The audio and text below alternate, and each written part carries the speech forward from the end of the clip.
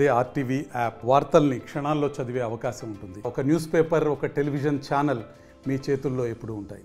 Municipal శాఖ ఈ డిపార్ట్మెంట్లో ఈరోజు టౌన్ ప్లానింగ్కి సంబంధించి, అర్బన్ అథారిటీకి సంబంధించి టౌన్ ప్లానింగ్ డైరెక్టర్ని స్టేట్ అడిషనల్ డైరెక్టర్ని, జాయింట్ డైరెక్టర్ని, డిప్యూటీ డైరెక్టర్ని ఈరోజు పిలవటం జరిగింది. వారితో యాక్చువల్గా సుదీర్ఘంగా డిస్కషన్స్, ఎందుకంటే 2014 నుంచి 19 దాకా నేను మంత్రిగా ఉంటే ఇదే శాఖకి నాకు తెలిసి ఒక కంప్లైంట్ కూడా రాలా. కానీ ఇప్పుడు మంత్రిగా రాగానే ఈ యొక్క టౌన్ ప్లానింగ్ దాంట్లో పర్టికులర్గా టీడీఎస్ బాండ్స్ విషయంలో ఈరోజు టీడీఆర్ బాండ్స్ విషయంలో ఎన్నో అవకతవకలు జరిగినట్టుగా దాని మీద కమిటీలు కూడా వేశారు. గత ప్రభుత్వం వేసింది. తణుకు, తిరుపతి, తర్వాత వచ్చి గుంటూరు, తర్వాత విశాఖపట్నం, వీటిల్లో టీడీఆర్ బాండ్స్ రిపోర్ట్లు వచ్చినాయి. అంటే ఫస్ట్ యాక్చువల్గా తణుకులో 29 టీడీఆర్ బాండ్స్ ఇచ్చారు. తణుకులో 29 ఇస్తే అందులో అన్నీ అవకతవకలే. అంటే 1:200 ఇవ్వాల్సింది 1:400 ఇచ్చారు. తర్వాత 4,500 స్క్వేర్ యార్డ్ రేట్ ఉంటే దాన్ని 22,000కి వేశారు. 4,500 స్క్వేర్ యార్డ్ ఉంటే అక్కడ ఒక 1.4 కిలోమీటర్లో ఉండే రేటుని తీసుకొచ్చేసి వాల్యుయేషన్ చేశారు. ఇది ఒక పెద్ద స్కామ్. దీని మళ్ళా ఏసీబీకి ఇచ్చారు, వాళ్ళు రిపోర్ట్ ఇచ్చారు. ఒక ముగ్గురిని సస్పెండ్ చేశారు, వాసుబాబు అని, తర్వాత రామకృష్ణ అని, తర్వాత ప్రసాద్ అని. అయితే ఈ రిపోర్ట్ యాక్చువల్గా ఇప్పుడే వచ్చింది, దాన్ని ఇంకా స్టడీ చేయలేదు. ఆ రిపోర్ట్ని యాక్చువల్గా ఇవాళ స్టడీ చేస్తాం. అయితే ఇక్కడ ఏంటంటే మెయిన్గా ఎక్కడైతే స్కామ్ జరిగిందో ఇమీడియట్గా ఏం చేశారంటే అక్కడ బాండ్స్ని హోల్డ్ చేశారు, అబయన్స్లో పెట్టారు. కోర్టు పోయారు కొందరు. కోర్టు కూడా ఏంటంటే అది వెరిఫై చేసి ప్రాపర్గా డెసిషన్ తీసుకోమంటే ఒక 318 మంది మాత్రం మార్చుకున్నారు. 300 మంది టీడీఆర్ బాండ్స్ని రీప్లేస్ చేసుకున్నారు. ఇలా ఈరోజు యాక్చువల్గా ఏంటంటే ఈ రాష్ట్రంలో అసలు ఎప్పుడు జరగని విధంగా నేను ఫస్ట్ టైం అంటే నేను యాక్చువల్గా ఇలా కూడా చేస్తారా అనే విధంగా వచ్చింది. అసలు అంటే ప్రభుత్వంలో అడ్మినిస్ట్రేషన్ లేదు. గత ప్రభుత్వంలో అడ్మినిస్ట్రేషన్ జీరో అనే దానికి ఇది ఒక నిదర్శనం. అధికారులు వాళ్ళ కొన్ని రూల్స్, రెగ్యులేషన్స్, జీవోలు, స్టాట్యూటరీ చట్టాలు అన్నీ చేయాలి, వాళ్ళ పని అది. బట్ 100 కోట్ల యాక్చువల్గా ఫ్రాడ్ జరిగినట్టుగా దీంట్లో ప్రిలిమినరీ రిపోర్ట్ ఉంది. దీని మీద యాక్చువల్గా ఇవాళ వచ్చింది రిపోర్ట్. యాక్చువల్గా అది స్టడీ చేసి చేయడం జరుగుతుంది. దీని మీద ఏసీబీ, డీజీ కూడా యాక్చువల్గా రిపోర్ట్ ఇచ్చారు. తర్వాత అదేవిధంగా తిరుపతి తీసుకుంటే తిరుపతిలో కూడా ఇదే విధంగా చేశారు. ఇక్కడైతే స్క్వేర్ యార్డ్స్ కింద క్యాలిక్యులేట్ చేయాల్సి ఉంటే తణుకులు ఎకరాల కింద క్యాలిక్యులేట్ చేశారు. ఎకరాల కింద ఒక చిన్న బిట్ క్యాలిక్యులేట్ చేయాల్సి ఉంటే ఆ సర్వే నెంబర్ మొత్తానికి క్యాలిక్యులేట్ చేసి ఇచ్చారు. తిరుపతిలోకి వచ్చేళ్ళకి యాక్చువల్గా ఏంటంటే 2 టీడీఎస్ ఈ విధంగా చేశారు. ఇదే విధంగా అక్కడ రేటు ఫిక్స్ చేయటంలో కూడా అబ్నార్మల్గా 40,000 స్క్వేర్ యార్డ్ కింద ఫిక్స్ చేసి అక్కడ మిస్యూజ్ చేశారని యాక్చువల్గా రిపోర్ట్ ఇవ్వడం జరిగింది.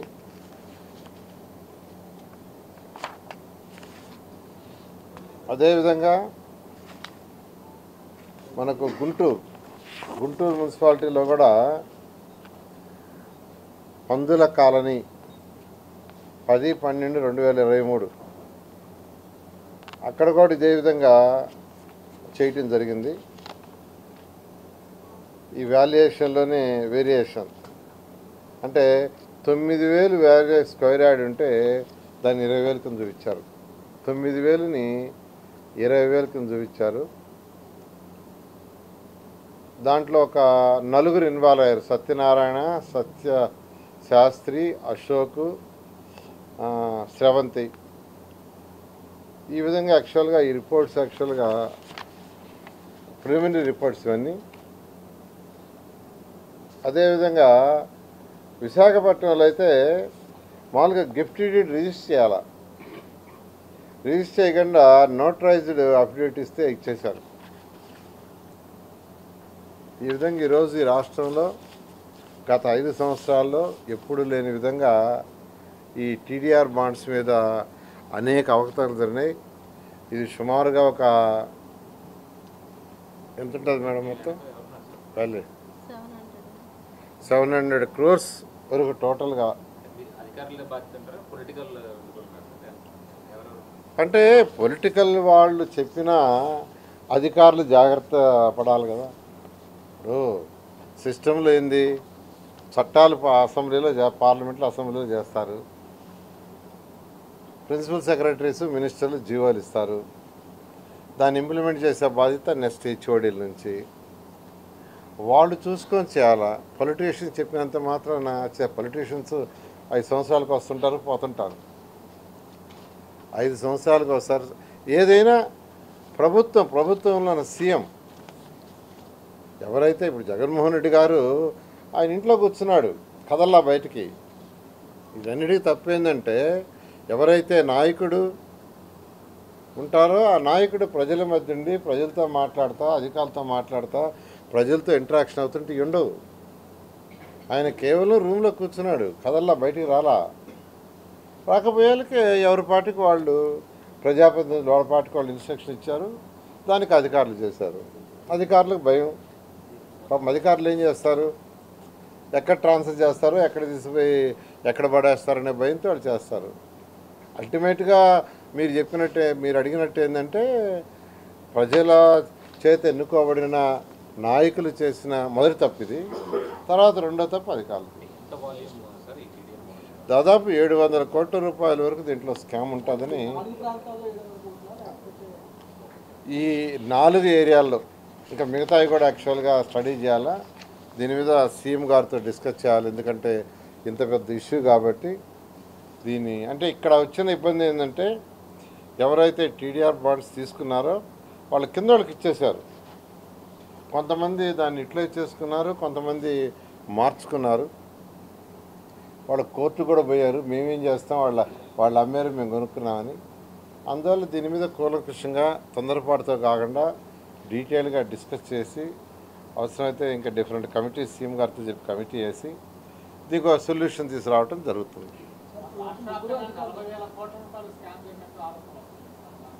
అంటే ఇంతవరకు యాక్చువల్గా ప్రాథమికంగా మాకు వచ్చిన దాంట్లో సుమారుగా ఒక 700 crores అని వచ్చింది.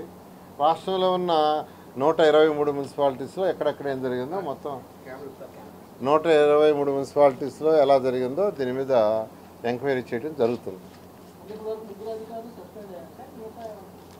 అంటే వాళ్ళని యాక్చువల్గా సస్పెండ్ చేశారు.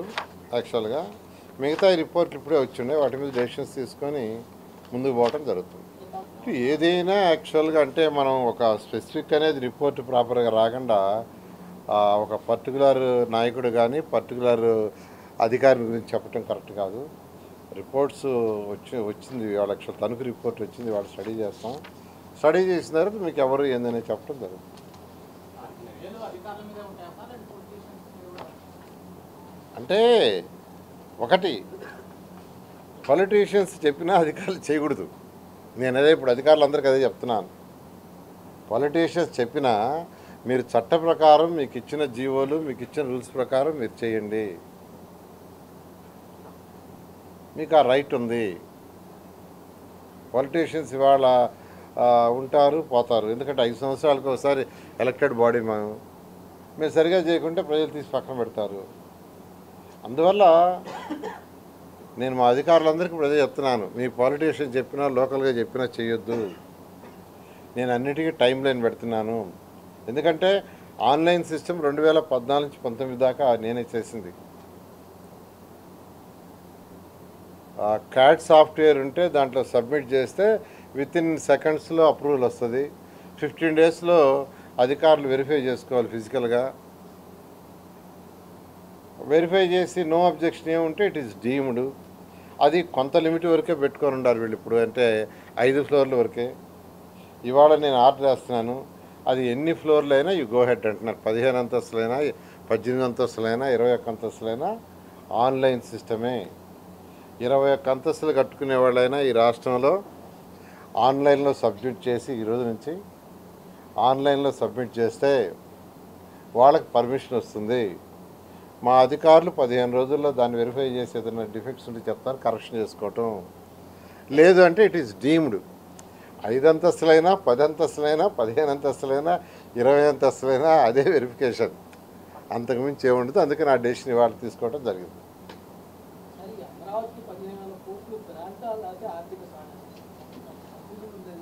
అంటే ఈ 1500 కోట్ల యాక్చువల్గా ఏంటంటే డిఫరెంట్ ఇన్స్టిట్యూషన్స్ ద్వారా ఇప్పిస్తూ ఉన్నారు, అంటే జైకా కావచ్చు అట్లాంటి వాటి ద్వారా. తర్వాత దాన్ని ఎలా అనేది, అంటే అది గ్రాంటా, ఎంత గ్రాంటు, ఎంత వాళ్ళు ఇచ్చేది అనేది ఫర్దర్గా సీఎం గారు వాళ్ళతో డిస్కస్ చేస్తామని నిర్మలా సీతారామన్ కూడా చెప్పడం జరిగింది. అందువల్ల వెయిట్ చేయండి, సీఎం గారు వాళ్ళతో మాట్లాడతారు. ఫస్ట్ ఇమీడియట్గా ఒక 15,000 కోట్లు యాక్చువల్గా తీసుకోవడానికి పర్మిషన్ ఇచ్చారు కాబట్టి మనకు అమరావతి రాజధాని అనేది ఇమీడియట్గా ముందుకు పోవడం జరుగుతుంది. టెక్నికల్ కమిటీ అంటే ఇప్పుడు యాక్చువల్గా ఏదైతే బిల్డింగ్స్ ఉన్నాయో ఈ బిల్డింగ్స్ యొక్క అంటే 5 ఏళ్ళు ఏమీ చేయలేదు వర్క్, అందువల్ల వాటికి టెక్నికల్ కమిటీ ఒకటి వేసాము.